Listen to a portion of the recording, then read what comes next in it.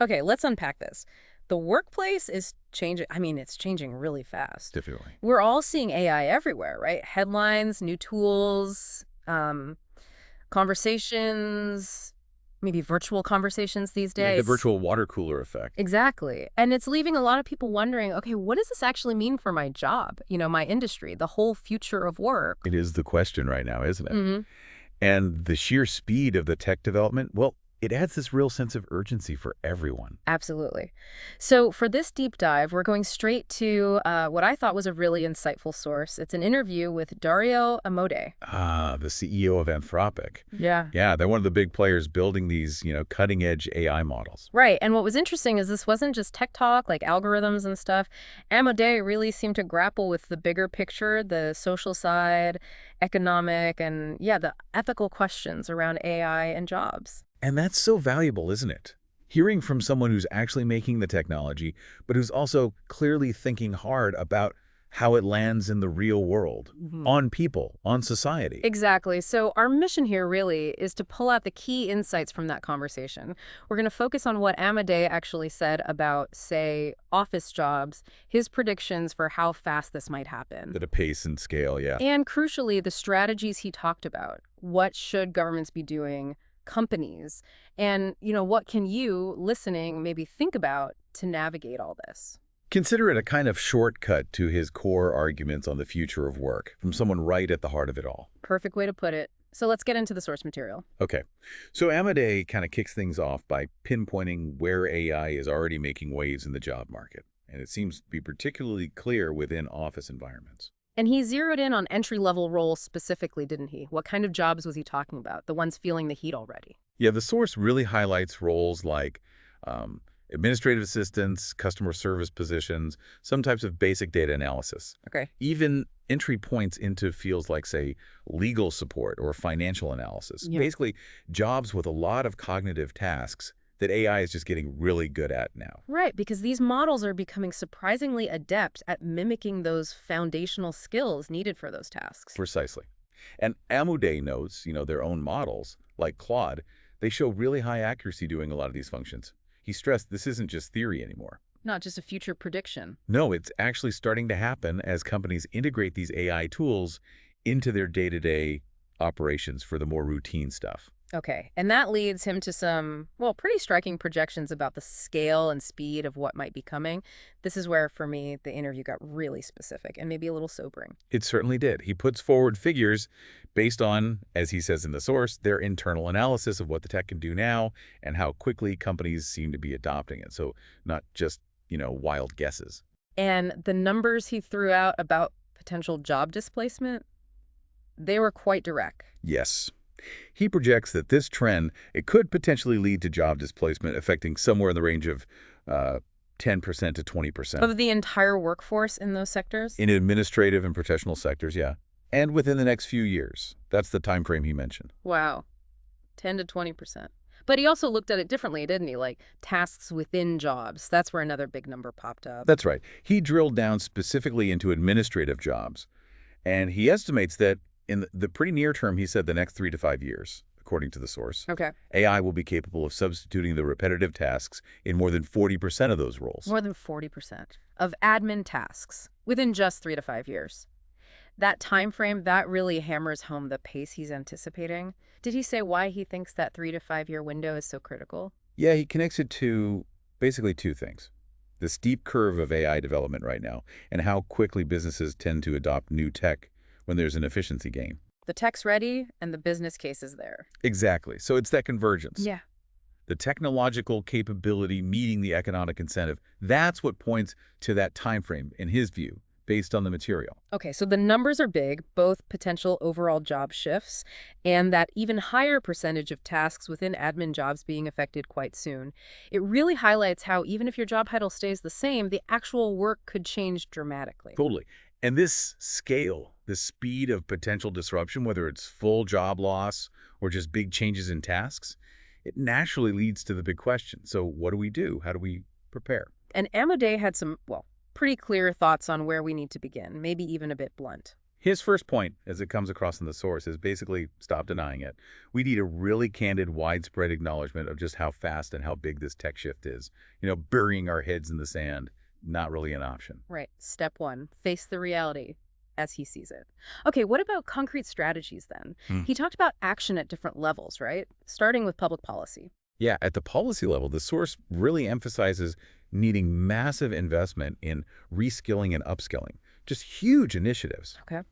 Amodei argues the focus has got to shift towards nurturing those uniquely human skills, the things AI isn't good at or maybe can't do yet. Like what specifically? Things like, strategic thinking, real creativity, complex problem solving, nuanced emotional intelligence, leadership. The stuff that's fundamentally human and hard for algorithms to copy. Exactly. The source also mentions government should think about temporary safety nets, social protection. Okay. Amodei suggests looking into ideas like maybe a basic income guarantee or subsidies to help people out during the transition, cushioning the blow while people adapt to new roles or learn new skills. That sounds like a practical way to handle the immediate fallout. What about companies? I mean, they're the ones usually pushing this tech adoption. What did Amodei say their responsibility is? Yeah, the source makes a strong point there. Amodei says companies have a big responsibility that goes beyond just chasing efficiency gains. Mm-hmm. They need to actually invest in helping their employees through these transitions, not just automate and cut. That means things like providing ongoing training and adopting what he called more humane labor policies. Humane labor policies. What does that mean in this context? Did he elaborate based on the interview?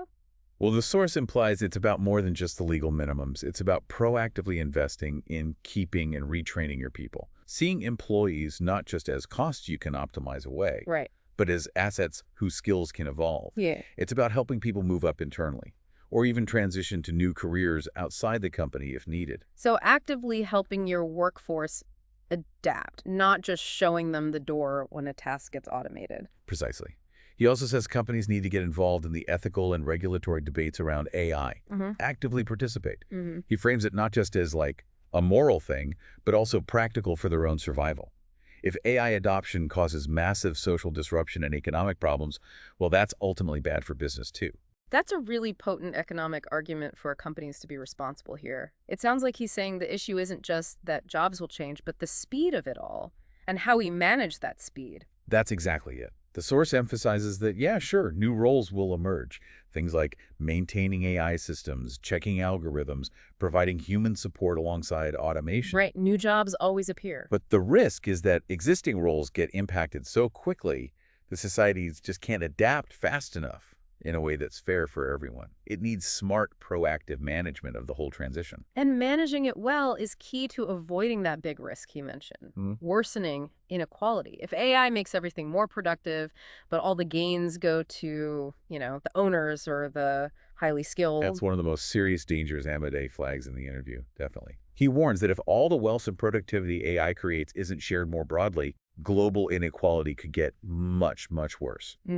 He insists governments will probably need to think about regulations, not just on how AI is used, but also on how the economic benefits get distributed across society. Did he give any hints on how governments might actually regulate that benefit sharing? That sounds incredibly complex. The source doesn't lay out a specific blueprint, no.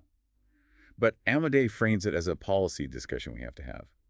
The implication is that maybe traditional tools like taxation or social programs, they might need a major rethink to capture and redistribute some of the value generated by these super automated systems. Okay. What about traditional labor groups like unions? Did the source mention where Amodei sees them fitting into this picture? Yeah, he touches on that. He observes that, many unions are still kind of getting their heads around the tech, sometimes reacting defensively. Understandable. Sure. But he sees potential for them to be really crucial players if they adapt and modernize. Yeah. They could be key in negotiating fair transitions for workers, pushing for continuous training, ensuring labor rights keep up with the tech. He kind of frames AI in that sense, not just as a threat, but maybe even a catalyst to renew the whole deal between employers and employees. That's an interesting way to look at it, seeing it as a potential driver for positive change, not just something to fight against. You mentioned ethical design earlier. How does that connect directly to the jobs picture in Amodei's view? Oh, it's deeply connected. If you design AI systems only to maximize efficiency or performance without thinking about human well-being or job impacts or wider societal effects. And you're likely to get negative outcomes. Exactly. You're much more likely to worsen things like job displacement and inequality. The source really stresses building ethical principles in from the start, things like fairness, equity, accountability, thinking about the human-AI interaction. So the choices made way back in the design phase have real-world consequences for people's jobs. Absolutely. Designing AI with these values can help make sure it's used to boost human abilities and create new opportunities rather than just replace people wholesale. He mentions Anthropic's own focus on alignment frameworks as part of trying to build systems that avoid unintended bad consequences, and that would include employment impacts. Okay, so given all this, what kinds of jobs or skills does Amodei see as being, let's say, more resilient? What should people maybe focus on developing? He points pretty clearly to jobs that really lean heavily on strategic thinking, high levels of human creativity, deep interpersonal skills, emotional nuance, complex ethical judgments. Can you give some examples from the interview? What sort of roles fit that description? Sure, the source mentions things like education, psychology, roles needing strong leadership, creative fields like design, social work, areas where human judgment, empathy, and non-routine thinking are absolutely central. Hmm. And he adds an important point.